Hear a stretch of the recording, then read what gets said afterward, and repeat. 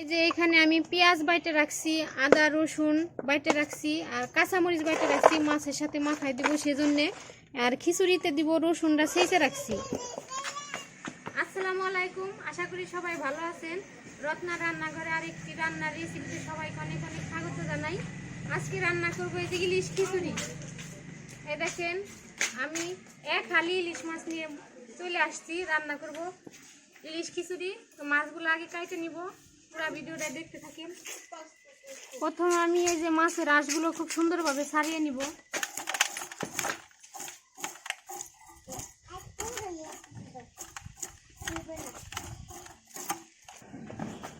এই যে আমি একটা আঁশ ছাড়িয়ে নিছি, এইভাবে সবগুলো আঁশই ছাড়িয়ে নিব। এই যে আমার সবগুলা মাছেরই আঁশ সুন্দরভাবে ছাড়ানো হয়ে গেছে, এবার কেটে নিব।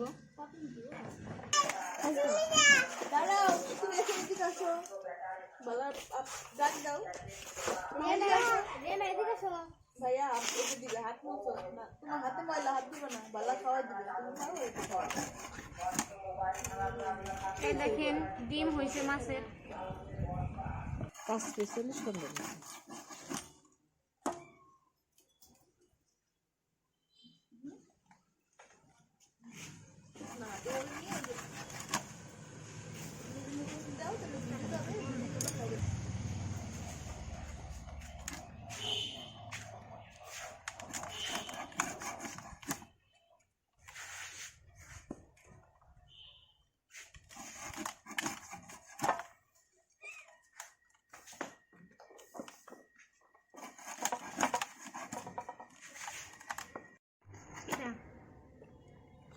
লালু খা বুঝতে পারছি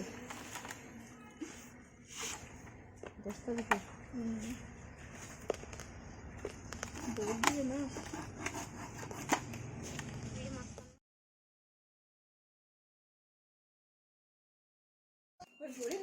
এই যে আমার মাছ কাটা শেষ, আমার এইগুলা মাছ হলেই হয়ে যাবে। এবার সুন্দরভাবে ধুয়ে নিয়ে আসি, তারপর রান্নাটা শুরু করব। বন্ধুরা, খিচুড়ি রান্না করার জন্য আমি এই যে মুগ ডাল ভাইজে নিছি আর মুসুরির ডাল দিছি চালের সাথে। এবার সুন্দরভাবে ধুয়ে নিয়ে আসি। এই যে এখানে আমি পেঁয়াজ বাইটে রাখছি, আদা রসুন বাইটে রাখছি আর কাঁচামরিচ বাইটে রাখছি, মাছের সাথে মাখাই দিব সেজন্যে। আর খিচুড়িতে দিব রসুনটা ছেঁচে রাখছি।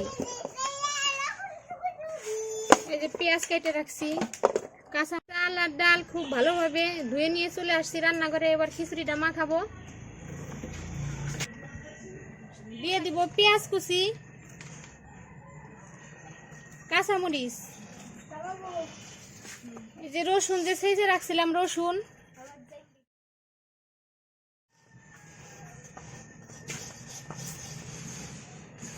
আদা বাটা,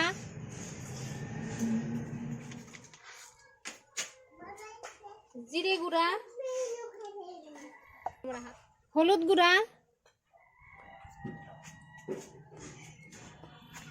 ধনিয়া গুঁড়া,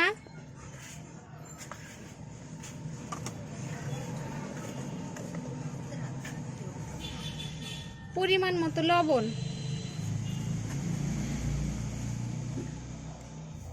এবার খুব ভালোভাবে মশলার সাথে চাল আর ডাল মাখিয়ে নিব।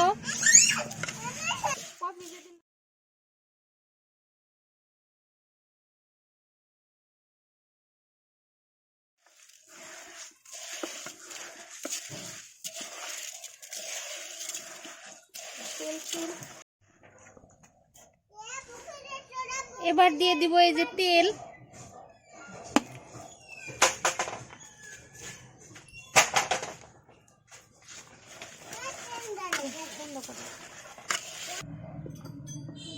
এবার দিয়ে দেব পরিমাণ মতো পানি।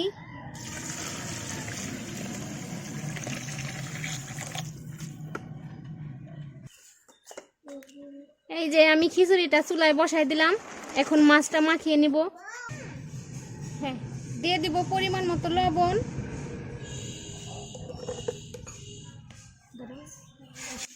এই যে এবার দিয়ে দিব আদা রসুন বাটা, কাঁচামরিচ বাটা আর এই যে পেঁয়াজ বাটা। দিয়ে দেব জিরে গুঁড়া,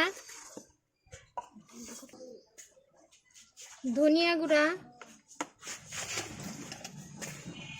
হলুদের গুঁড়া, লবণটা তো আমি আগেই দিয়ে দিছি। এবার খুব ভালোভাবে মশলা মাখিয়ে মাছের সাথে মাখিয়ে নিব।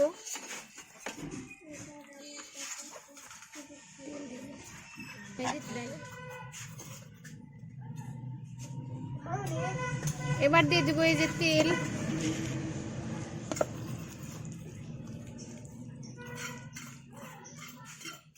এবার এই যে মাছের সাথে খুব ভালোভাবে মশলাটা মাখিয়ে নিব।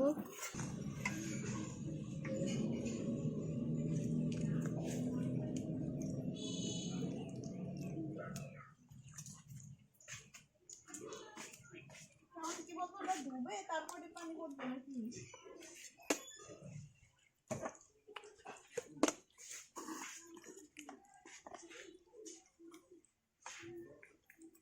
এই যে আমি মাছের সাথে মশলা খুব ভালোভাবে মাখাই নিছি। এবারে এভাবে রাইখা দিব খিচুড়ি পাটে বসার আগ পর্যন্ত।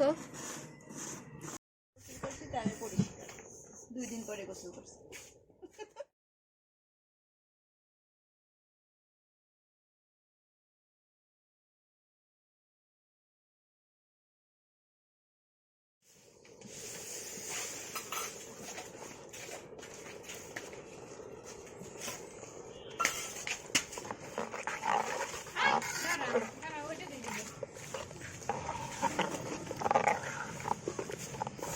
দেখুন বন্ধুরা, এই পানি ভালোই আছে, আর একটু পানি কমার পরে তারপরে ওই যে মাছ দিয়ে আমি মাথায় রাখছি ওই মাছ দিয়ে দিব।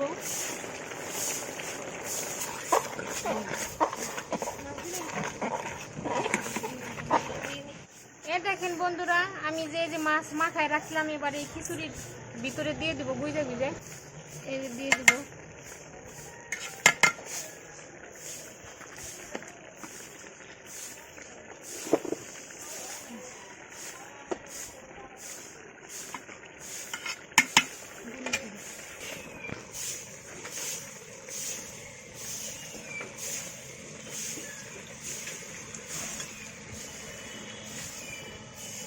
এবারে বাকি সব মশলা উপর দিয়ে দিয়ে দিব।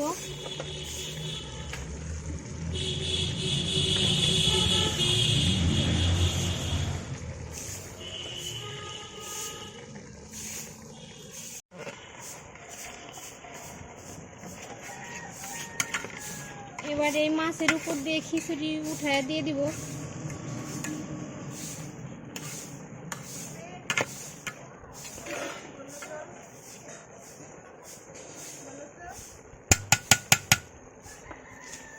এবার এই ঢাকনা দিয়ে ঢেকে দিব। এখন ঢাকনাটা খুলে দেখি আমার খিচুড়ির কি অবস্থা।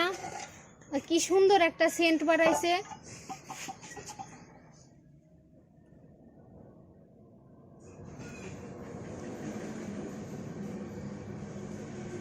এবার আমি যে মাছ দিছিলাম খিচুড়ির ভিতরে সেই মাছ তুলে ফেলবো। এই যে এক পিস করে মাছ আমি তুলে নিব।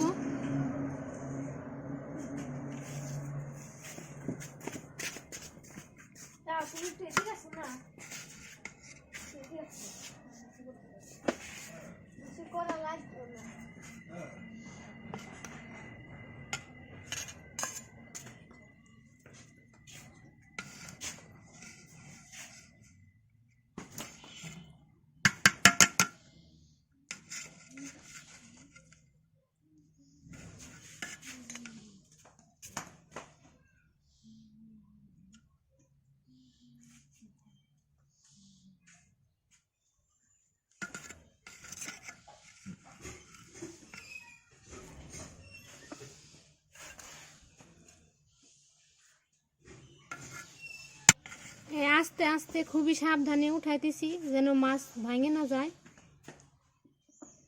এরকম ভাবে সব মাছ আমি বের করে নিব।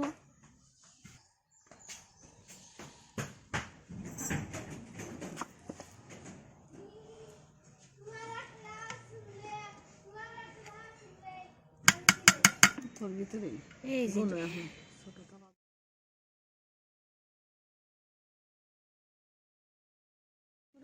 এবার আমি এই যে বাকি মশলা আছে এই মশলার সাথে খিচুড়ি খুব ভালোভাবে নেড়ে মাখিয়ে নিব।